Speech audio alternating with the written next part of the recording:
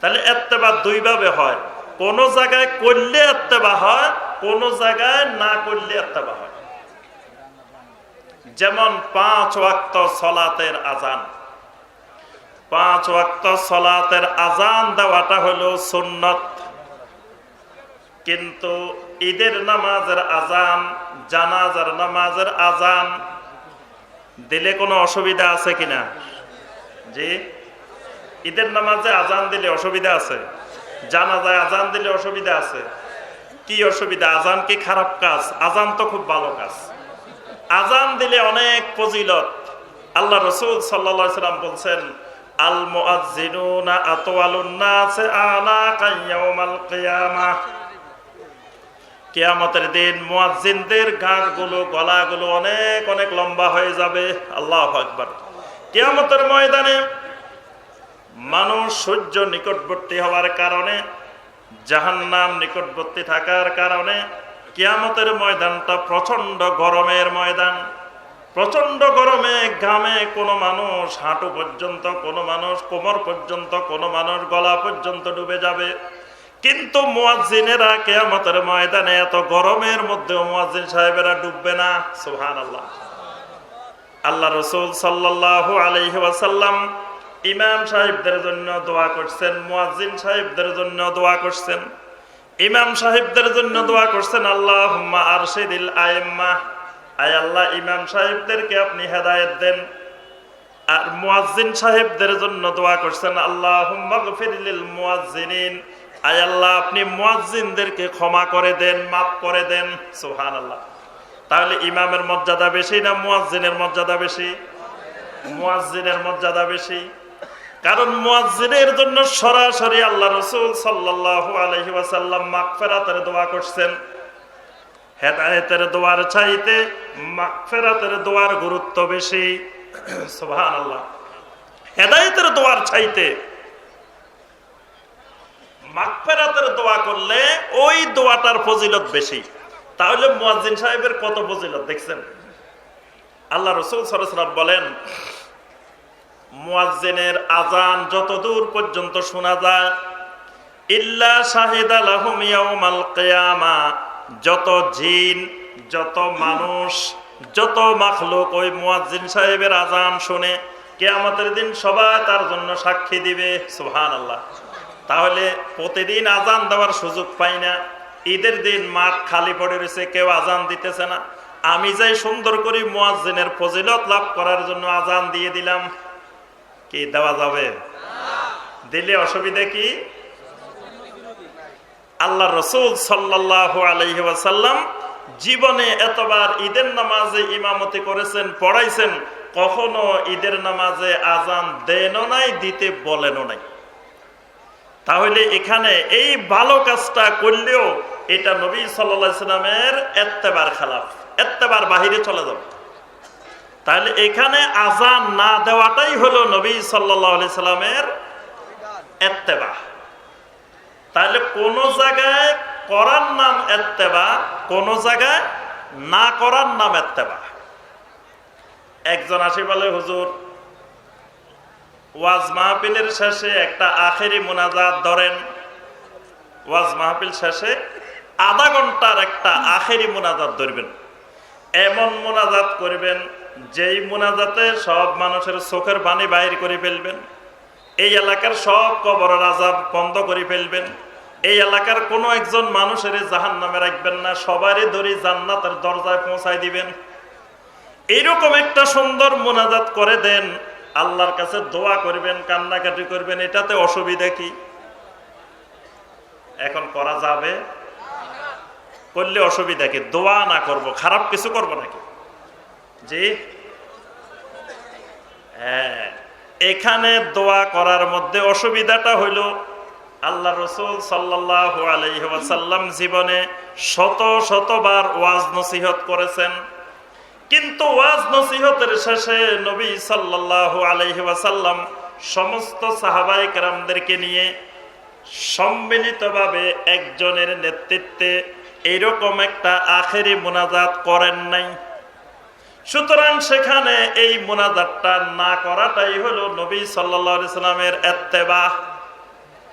ওই জায়গায় না করার নাম ইত্তেবা, আবার কোন কোন জায়গায় করার নাম ইত্তেবা। এটা বুঝতে হবে। আবার ইত্তেবা সব জায়গায় নবী সাল্লাল্লাহু আলাইহি ওয়াসাল্লাম করেছেন, করার নাম ইত্তেবা না। কোন যেখানে করেন নাই সেখানে না করার নাম ইত্তেবা, যেখানে করেছেন সেখানে করার নাম ইত্তেবা।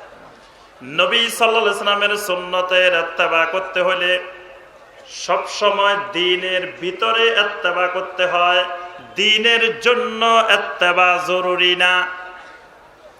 এটা হলো 2 নম্বর সূত্র। ইত্তেবা করতে হবে দ্বীনের ভিতরে, দ্বীনের জন্য ইত্তেবা জরুরি না। অর্থাৎ ইত্তেবাটা হবে, অনুসরণটা হবে ইবাদতের ভিতরে, দ্বীনের ভিতরে, আমলের ভিতরে, আকীদার ভিতরে, আখলাকের ভিতরে, কিন্তু দ্বীনের জন্য ইত্তেবা করা জরুরি না।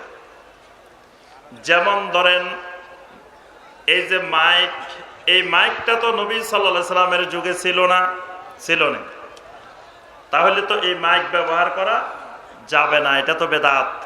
কি বলেন? নবী সাল্লাল্লাহু আলাইহি সাল্লামের যুগে মসজিদের মধ্যে এসি ছিল না, টাইল ছিল না, ফ্যান ছিল না, তাহলে মসজিদে এগুলো লাগানো যাবে না।